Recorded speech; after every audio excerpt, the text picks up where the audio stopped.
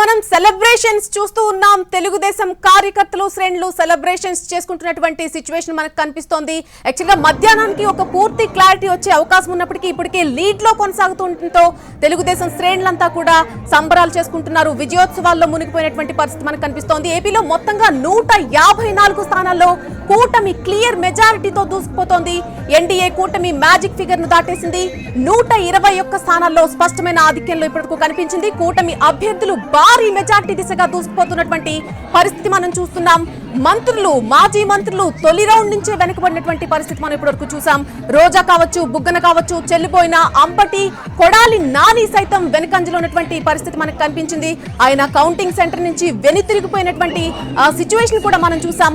మరొకవైపు జోగి, బొత్స సత్యనారాయణ, దాడిశెట్టి రాజా, తానేటి వనిత, అమర్నాథ్, ధర్మాన, కారుమూర్తో సహా చాలా మంది మాజీలు కూడా వెనకబడిపోయినటువంటి పరిస్థితి మనకు కనిపిస్తోంది. ఇక ఉమ్మడి కర్నూలు జిల్లాలో 10 స్థానాల్లో టీడీపీ, 1 స్థానంలో వైసీపీ ఆధిక్యంలో ఉంది. విజయనగరం జిల్లాలో 7 చోట్ల టీడీపీ, అలాగే 1 స్థానంలో జనసేన, వైసీపీ లీడ్ లో కనిపిస్తున్నాయి. ఇక కృష్ణా జిల్లాలో చూస్తే 12 చోట్ల టీడీపీ, 2 స్థానాల్లో బీజేపీ, 1 చోట జనసేన ఆధిక్యంలో ఉంది. గుంటూరు జిల్లాలో 14 చోట్ల టీడీపీ, 1 స్థానంలో జనసేన లీడ్ లో కనిపిస్తున్నాయి. కడప అసెంబ్లీ టీడీపీ అభ్యర్థి మాధవిరెడ్డి 10,000 ఓట్ల మెజార్టీతో ఇందాక ఆధిక్యంలో దూసుకుపోయినటువంటి పరిస్థితి కూడా మనం చూసాం.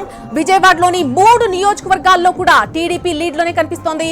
ఎక్కడ చూసినా సరే మొత్తంగా మనం ఒకసారి ట్రెండ్స్ చూసినట్టయితే టీడీపీ 128 స్థానాల్లో స్పష్టమైనటువంటి మెజార్టీ కనిపిస్తున్నట్టుగా కనిపిస్తోంది. అలాగే జనసేన విషయానికి వస్తే 19 స్థానాల్లో స్పష్టమైన మెజార్టీ కనిపిస్తోంది. బీజేపీ 7 స్థానాల్లో, అయితే వైసీపీ కేవలం 19 స్థానాలకు పరిమితమైనటువంటి పరిస్థితి మనకు కనిపిస్తోంది. టీడీపీ పోటీ చేసినటువంటి 144 స్థానాలకు 128 స్థానాల్లో స్పష్టమైన మెజార్టీ కనిపిస్తోంది. జనసేన పోటీ చేసినటువంటి 21 స్థానాలకి 19 స్థానాల్లో మెజార్టీ కనిపిస్తోంది. ఇక బీజేపీ పోటీ చేసినటువంటి 10 స్థానాల్లో 7 స్థానాల్లో మనకి మెజార్టీ కనిపిస్తోంది. 175కు 175 స్థానాల్లో పోటీ చేసినటువంటి వైసీపీ 19 సీట్లకు పరిమితమైనటువంటి ప్రస్తుతం సిచ్యువేషన్ మనకు కనిపిస్తోంది. ఇక ఎంపీ అభ్యర్థి విజయవాడ టీడీపీ ఎంపీ అభ్యర్థి కేశినేని చిన్ని 13,000 ఓట్ల ఆధిక్యంలో ఇందాక కనిపించినటువంటి పరిస్థితి మనం చూసాం. కౌంటింగ్ సెంటర్ నుంచి అటు వల్లభనేని వంశీ కావచ్చు, కొడాలి నాని కావచ్చు వెనుతిరిగిపోయినటువంటి సిచ్యువేషన్ కూడా మనం చూసాం. 21 స్థానాల్లో పోటీ చేస్తే 19 స్థానాల్లో జనసేన ఆధిక్యంలో కనిపిస్తోంది. పోటీ చేసిన 2 ఎంపీ స్థానాల్లో కూడా జనసేన లీడ్ లోనే ఉంది. పిఠాపురంలో పవన్ కళ్యాణ్ కొన్ని వేల ఓట్ల మెజార్టీలో దూసుకుపోతున్నారు. రౌండ్ కి కూడా 1000+ అవుతూనే ఉన్నాయి. సో సిచ్యువేషన్ ఇంకా మారుతూనే ఉంది. ఇక రాయలసీమలో కూడా కూటమి అభ్యర్థులు అనూహ్య విజయాలు సాధించినట్టుగా తెలుస్తోంది. దక్షిణ కోస్తాలో కూటమి అభ్యర్థులు విజయం దిశగా దూసుకుపోతున్నటువంటి పరిస్థితి మనకు కనిపిస్తోంది.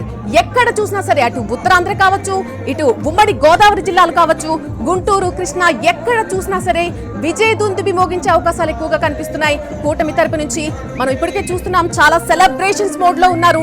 టీడీపీ శ్రేణులంతా కూడా నినాదాలతో హోరెత్తిస్తున్నారు. ఆ కౌంటింగ్ సెంటర్ల దగ్గర కావచ్చు, టీడీపీ శ్రేణులు, కార్యకర్తలు అందరూ కూడా పార్టీ కార్యాలయం దగ్గర కావచ్చు పూర్తి సెలబ్రేషన్స్ మోడ్ కనిపిస్తోంది మనకు.